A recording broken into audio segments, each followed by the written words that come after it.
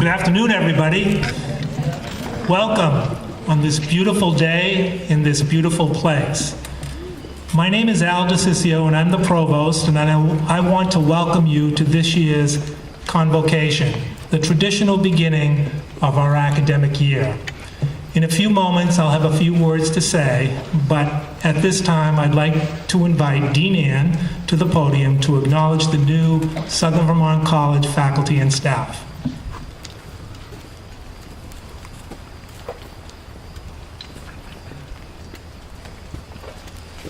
I have my cheat sheet in my very long pocket here.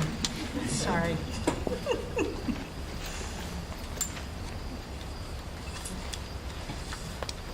The suspense is killing you, I know. Good afternoon, everyone. Welcome, new students, and welcome back, returning students. It really is good to see you here. If you look at the backside of your program, you will note all the new faculty and staff beginning their careers or beginning in new positions at the college.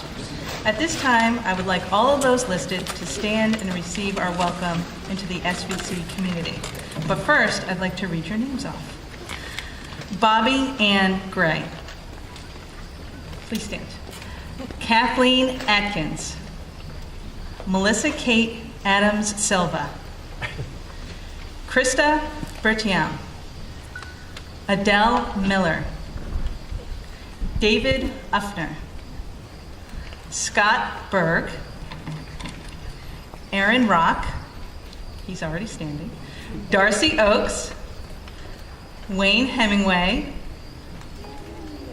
class of 13, Alyssa Davis, class of 11, Alyssa Diamond, Jamie Hutchins, Dion Jones, Kathleen Newton, class of 04, Sue Harris, Claire Wormfeld, Phil Lentz, Donna Myers, Jeffrey Sawyer, and Ivan Figueroa. Let's give a warm welcome.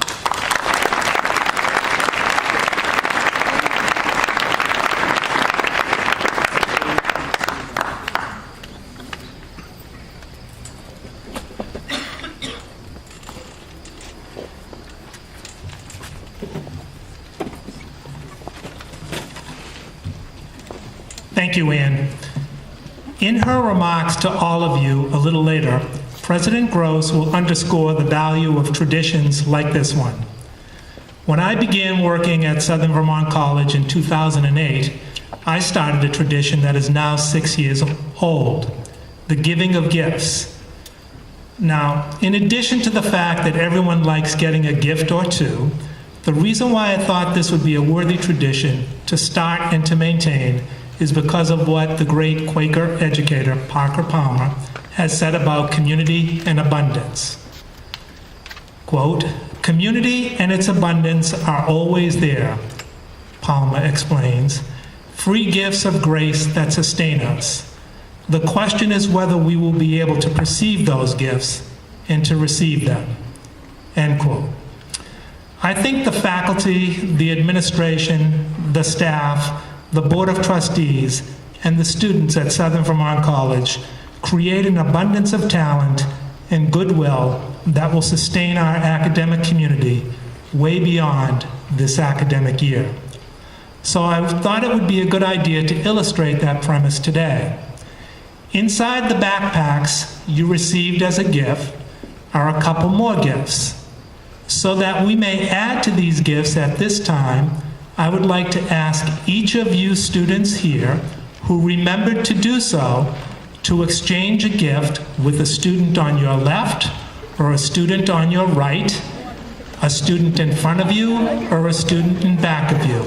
And if you forgot, as a replacement, offer a handshake or a hug or compose a wish on the card you were given.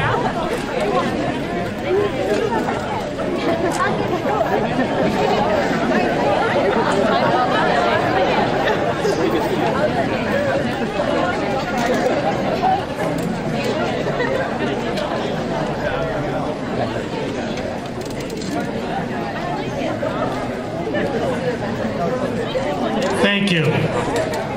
Thank you. In exchanging gifts, you affirm the reality of abundance and you obliterate the illusion of scarcity. Now it gives me great pleasure to welcome to the podium Southern Vermont College's president, a very strong supporter of traditions like this convocation, the creator of SVC's Aims of Education address, and the arbiter of so many of the enhancements at this college that we all enjoy, Karen Gross.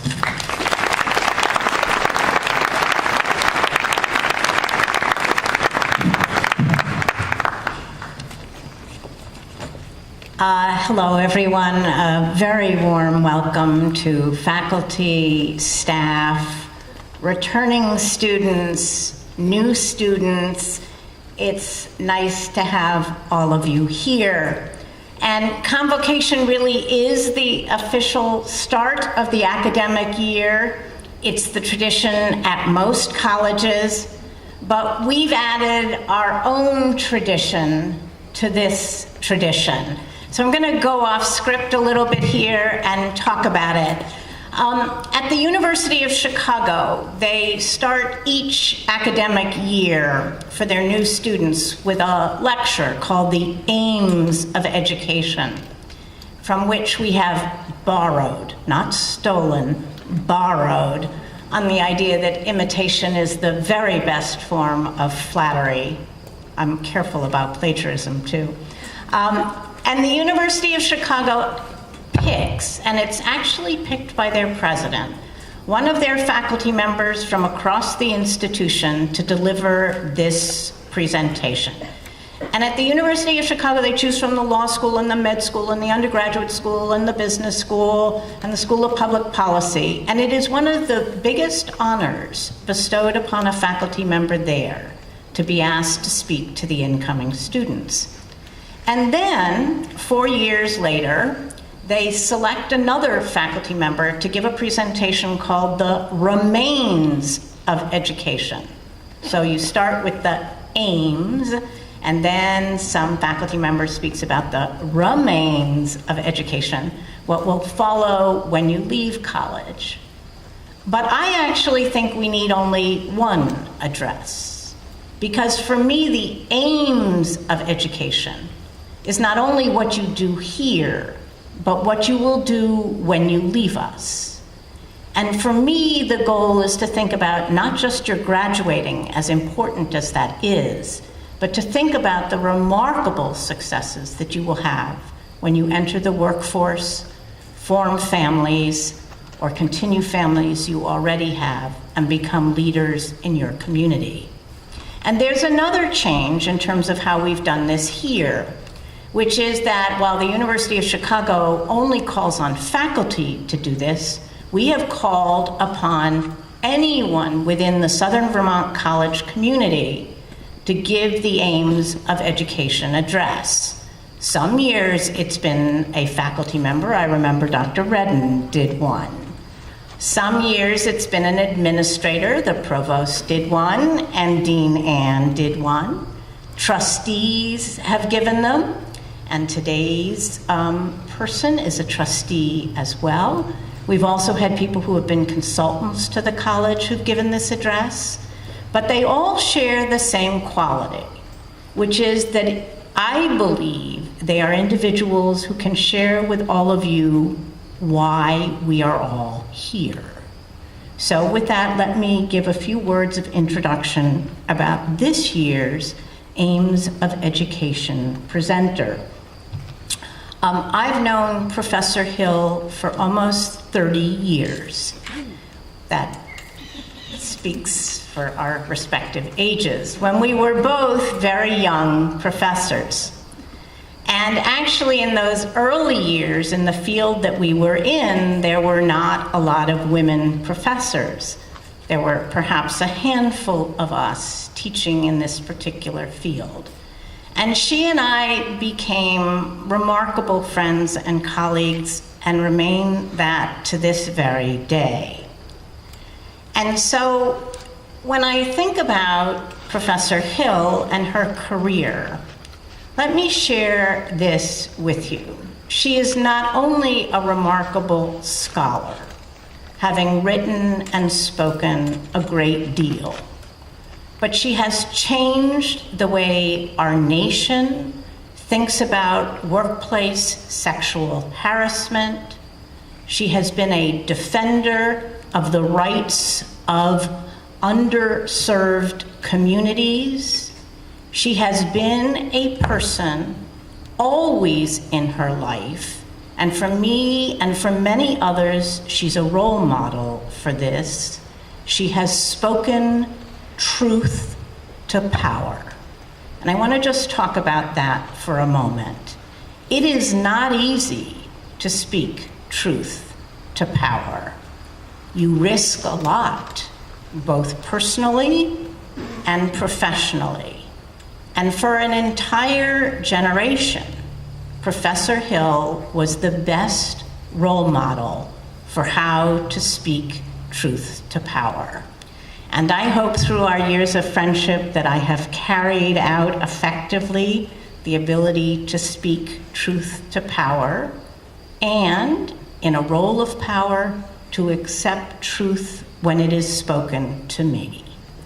And so I can't think of a better person to share the aims of education than someone who has been our nation's symbol for speaking truth to power.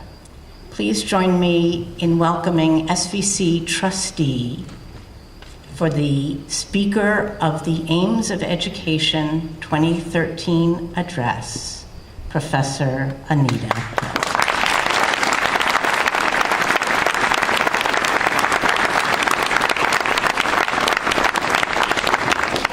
Thank you for, President Gross. I almost didn't know quite how to say that. And I can't really say it in a way that really expresses what deep respect and affection that I have for Karen Gross. And she talks about me as a role model. Karen really is my role model for commitment to doing the right thing, for leadership, and for vision. And I have truly been privileged to be a part of the vision that Karen has for this college, and look forward to just being around as we realize many of the ideas that she has brought to you. It is a wonderful opportunity to be able to talk about the aims of education. And I'm happy to be here. I'm looking at a lot of faces. And I know some of you must be thinking about, I got a class in an hour and I really need to be there. I'm looking at a lot of very serious faces. So I know you must be thinking about that next class and how you're going to impress your teacher. But I hope you don't miss this moment, because as you're sitting here now during this convocation, you are in a moment in your college experience that is not going to be repeated. It's not going to be the same way next year. It's not going to be the same when you're a freshman as it was, or when you're a sophomore as it was when you were a freshman. So I hope you will take some time to soak this up and soak this experience up, and especially to soak up this weather, because next year it could be raining. So enjoy this moment. And I won't keep wanting to call her Professor Gross, but President Gross said to me, I want you to talk about the aims of education. I thought, oh my goodness, how much time do I have? Do I have the entire semester? And I know I don't. So I decided that I would narrow it to 2 aims. In trying to capture what I believe are some of the most important aims of education really is, I came up with 2 phrases. One, understanding of self as an aim of education. I'm going to explore that a little bit with you. And also, though, I really believe that an important aim of education, which we should not overlook, especially in this environment, is the creation of a community and the finding of a community and creating a sense of belonging. That should be an aim of education. It has been for me. I grew up with the benefit, as I say, of the legacy of Brown versus the Board of Education. I was born 2 years after that decision. And my prospects, what I could experience through education, were dramatically changed by the time that I came along. It was an experience that was much different from what my siblings who had gone before me had experienced. And so I am a deep believer in the value of education. But I also believe that education is not just for oneself. It's for all of those people who come into your life. My education was not just for me. It was for my family, my siblings before me, it was for my parents, and it was even for my dead grandparents who could no way have experienced the life that I have lived and the education that I have. So today I'm going to go back a little bit. The last couple of weeks have been really interesting to me. We've all come together and we've had a busy summer, and there are many things I'm sure that have happened to you over the summer. But one of the things that really stand out in my experience this summer was the commemoration of the 1963 March on Washington. And it was an amazing experience for me to step back and look at the last 50 years through the eyes of some of the individuals who had actually been at that march 50 years ago. And I know for some of you it sounds like ancient history, because 50 years ago maybe even your parents weren't born. But if you get a chance, if you do nothing else, Google March on Washington and look at that massive crowd of people who came in August in the hottest weather possible in Washington, D.C., together to form a community. And so as I thought about some of the things that I wanted to say about community today, I really wanted to go back and take a look at some of the reflections of different people on the March on Washington. But I wanted to choose people who were probably roughly the age of some of you students who were involved in that experience. And there were three people who sort of jumped off the page at me. Representative Eleanor Holmes Norton was probably one of the older individuals. She was a law student at the time, but she was also an organizer of the March on Washington. She has now, and there goes my first page, she is now the representative for the District of Columbia. But in 1963, she says she looked out at that crowd, that massive crowd in Washington, D.C., that had come together to protest and actually give recommendations to the government or make demands on the government for what needed to be done to create a greater democracy and a greater sense of freedom and jobs for those who need it in this country. So she says, she was, all but a few of the organizers thought that there were only going to be about 50, maybe 60,000 people. And before you knew it, before they even had a chance to know what was happening, 250,000 people had landed in Washington, D.C. to petition their government for rights and freedoms, in particular for African Americans, but for all Americans. And she looked out at this massive sea of people and stood there in awe and realized that no matter what else happened, that the organizers had succeeded in doing what they wanted to do, because they had, at that moment, when there are 250,000 people present, they had presented a picture of the American public, the American people, the America they knew, that the government had not seen before, that no one else had seen before. And so that was for her a success, a definition of success, that so many people came. There was another woman who was about 19 years old. She was actually a rising junior, a rising sophomore. And she was also an organizer. Her name is Patricia Worthy, and she says she was working the phones to get people to be able to come to Washington. Now think about it. They're trying to do this march. They want as many people as they can get to come. They don't have cell phones.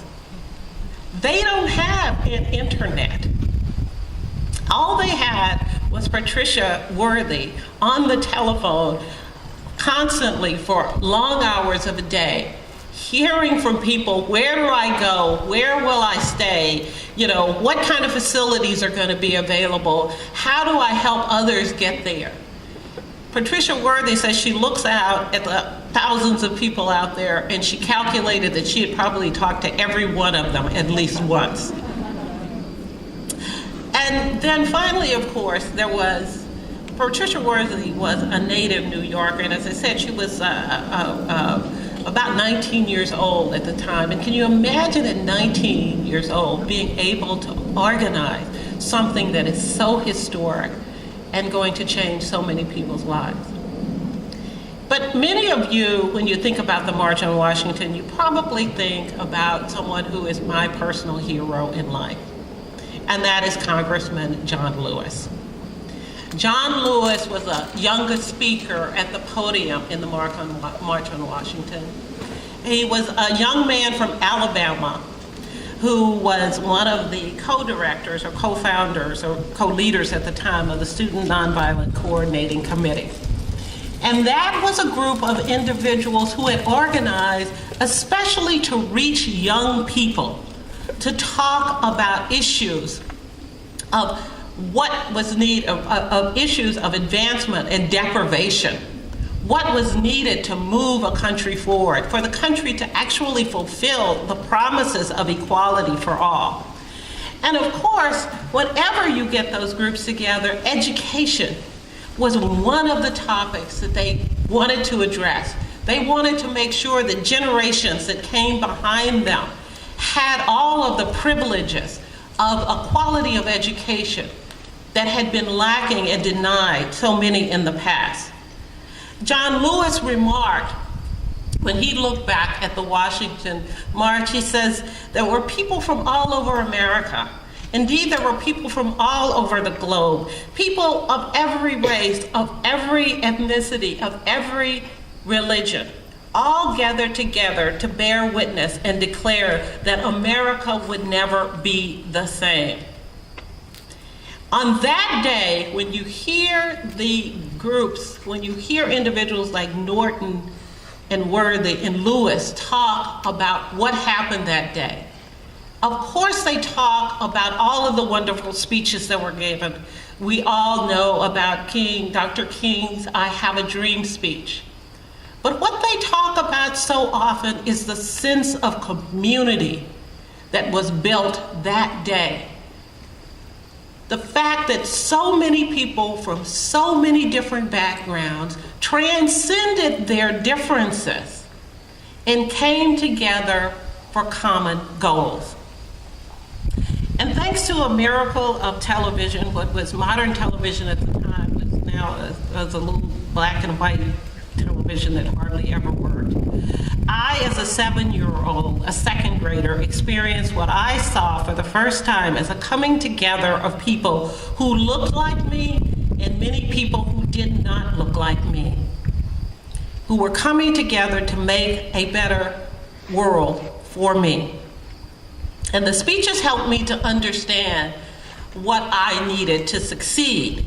But the gathering for me assured me that in my endeavors, I would not be alone. And so it's interesting, and I think what resonated with me was that when John Lewis talks about the day, he talks about the movement of people into what Dr. Martin Luther King described as the beloved community. The community that is not defined by geography or place, but is defined by the goals and beliefs in freedom and justice. And in truth, When those people came together in Washington 50 years ago, they did make real change. They ushered in an era where there was the passage of the Civil Rights Act of 1964. Unprecedented civil rights legislation that had been considered for years, but had no chance of passing until after that march. It ushered in new voting rights laws that have been most effective in improving and making America a true democracy, even today. In 1963, Holmes, Norton, Lewis, and Worthy entered that beloved community, and they remain members today. So what is community then?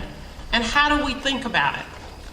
Well, I want you to look around. You shook hands with your neighbors. You exchanged gifts with your neighbors. But when you look at each other today, you can look around. Look to your left and look to your right. Look in front of you and look behind you, because today you are sitting in a new community. This does not take the place of anything that you've left.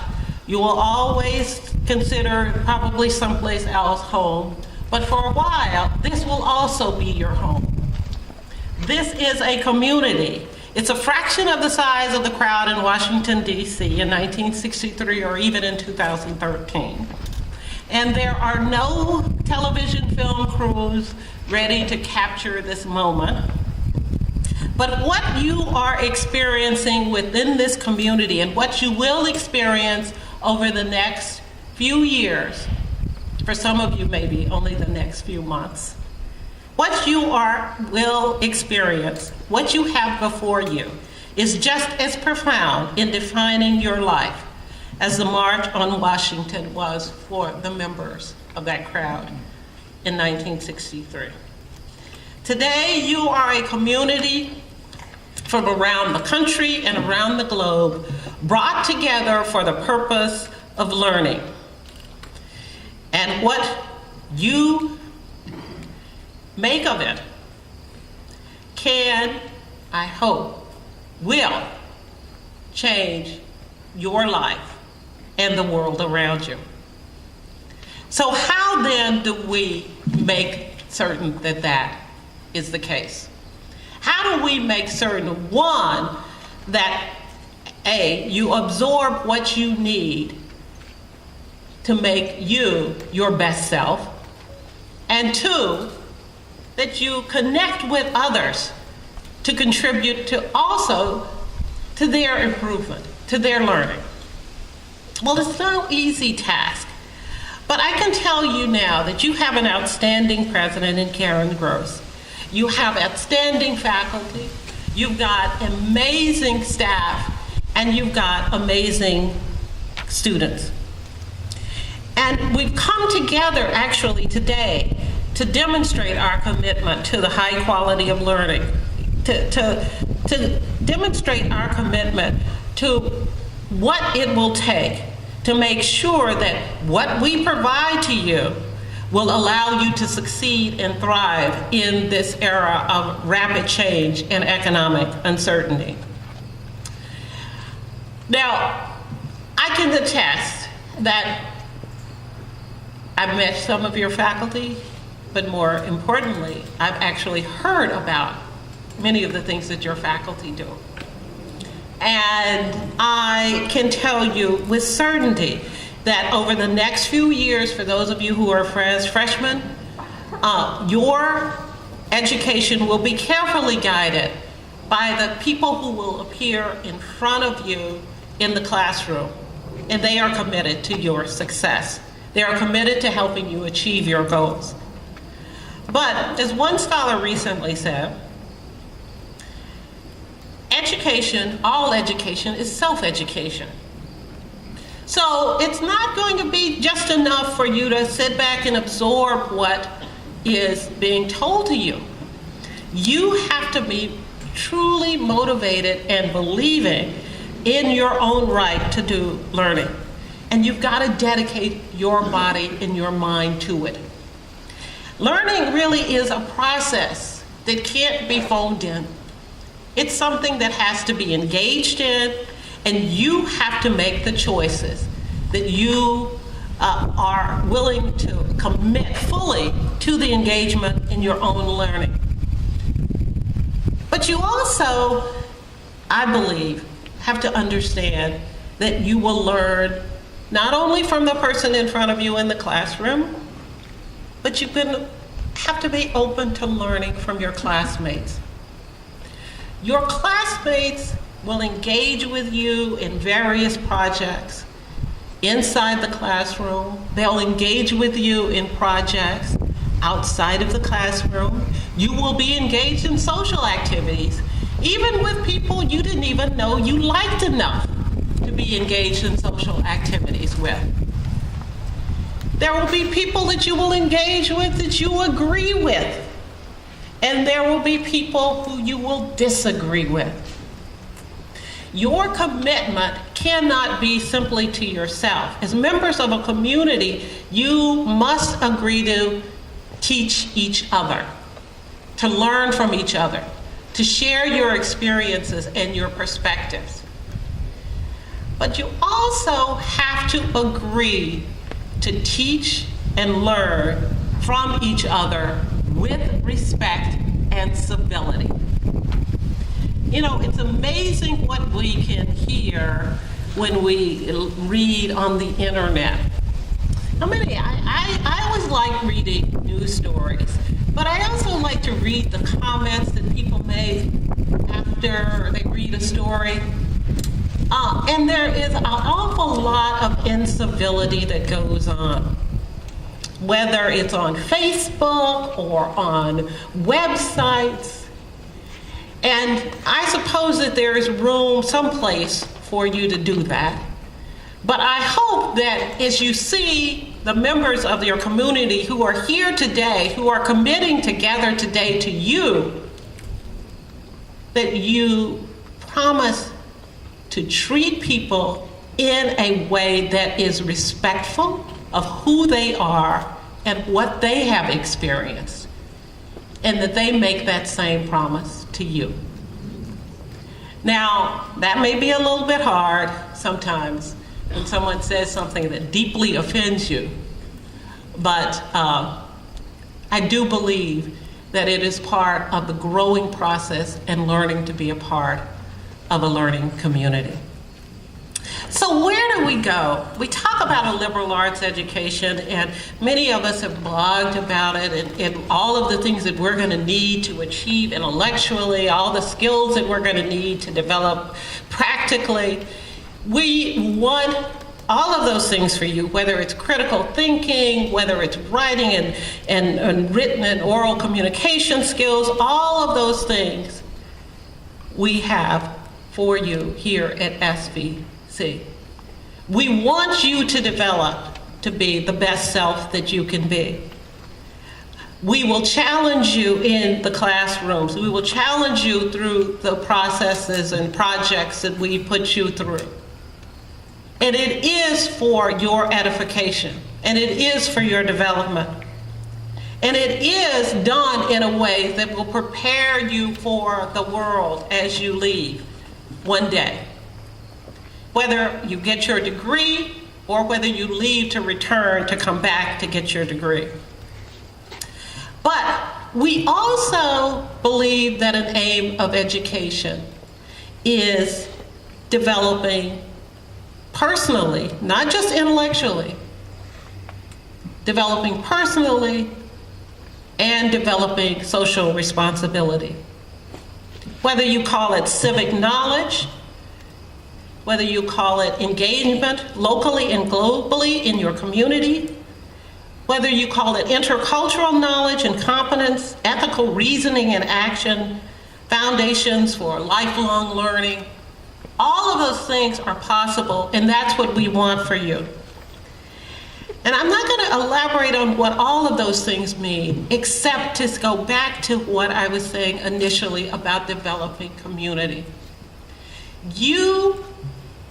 whether you know it or not, have a privilege, just as I did when I started my education. I was privileged to be in that first generation of my family to go to college. Some of you may be in the same position. I was privileged to have an open education, access to a whole lot of institutions that had been closed to people like me before.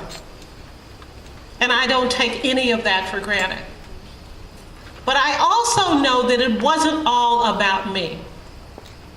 Unlike ignorance and prejudice, knowledge is something that is inclusive. Ignorance is exclusive. Prejudice excludes. But knowledge should be inclusive. So when you learn what you learn, I hope you will understand that it's not just about you alone. It's not so that you can build a club and be part of the privileged few who are able to get their education. It is so that you can build bridges to the people who are not able to receive the benefit of what you can receive. They can be members of your family, they can be members of this community, or they can be members of the communities that you will go back into. The purpose for me, or the aims for me for education, have never simply been about me. It's been really about sharing what I have with the world and changing it for the better. It's not really entirely unlike what happened 50 years ago. Now, I gave you 3 individuals who went out after the March on Washington, after they heard the speeches, they went out and they took what they had learned on that day, they built on it, and they went out to become change agents for the world. You may choose careers like they chose. You may choose to go into politics. You may choose to go into law, get your law degree, be a law professor or dean. You may choose to go back to your community to be a teacher or a nurse, or you may go into business. What I'm saying is that for every one of you, regardless of what you do with your education, you still have an opportunity to use the knowledge that you have, to use the skills that you have, to do something not simply for yourself, but to make the world better. You can, in fact, apply the concepts of nursing even outside of your workplace. You can apply what you learn about building, not simply to build a house, but to teach others about building.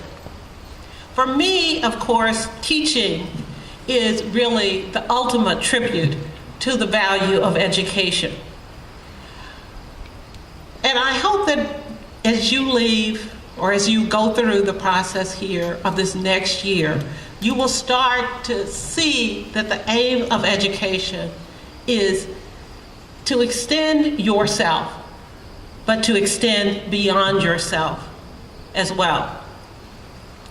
Now, when asked recently what he wanted for today's young people who hunger for a better world, Congressman Lewis said that he wanted them to have the opportunity to become the best that they could be.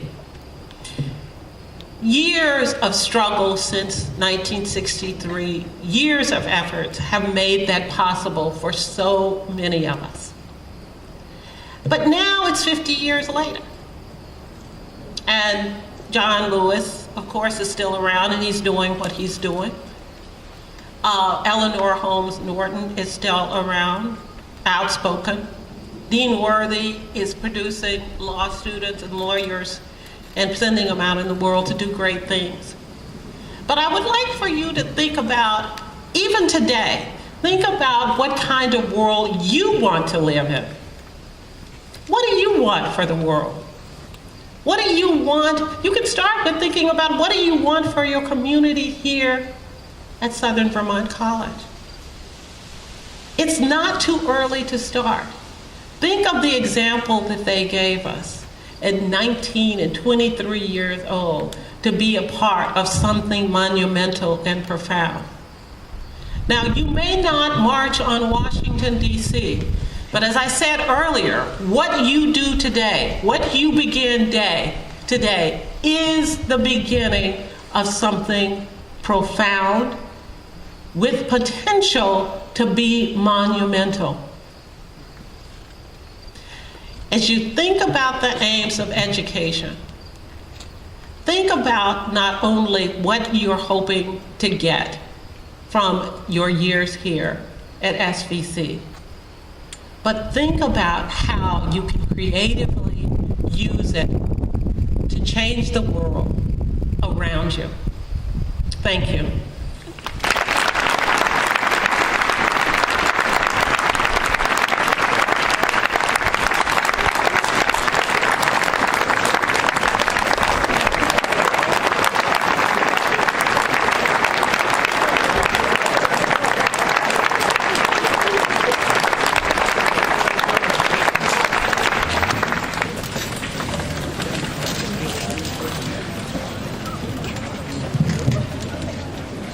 Thank you, Professor Hill, for that poignant and powerful presentation with its important messages about knowledge and inclusiveness and community.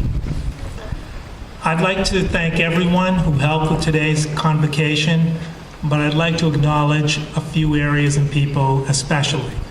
Professor Eric Despard, our music director, for his beautiful playing, facilities for setting up the chairs, communications for the beautiful program and all the publicity, IT for the microphone, food services, and of course, Donna and Robin and Colleen in the executive suite for the attention to detail and the great desserts you'll enjoy once we all process to the back of the courtyard and once Eric concludes with a final song. I have one announcement to make. This evening at 8 o'clock in the dining hall, a spoken word artist that our students saw at a conference recently will be on campus, Nafisa Monroe. You don't want to miss her. So again, that's at 8 o'clock this evening in the dining hall. So as I bring the convocation to a close, I'd like to read to you just a few lines from the poem Aristotle by former poet laureate Billy Collins. After I'm done, Eric will play a brief song and then we'll process out to have dessert. Again, from Aristotle by Billy Collins. This is the beginning. Almost anything can happen. This is where you can find the creation of light, a fish wriggling onto land, the first word of Paradise Lost on an empty page. This is the very beginning.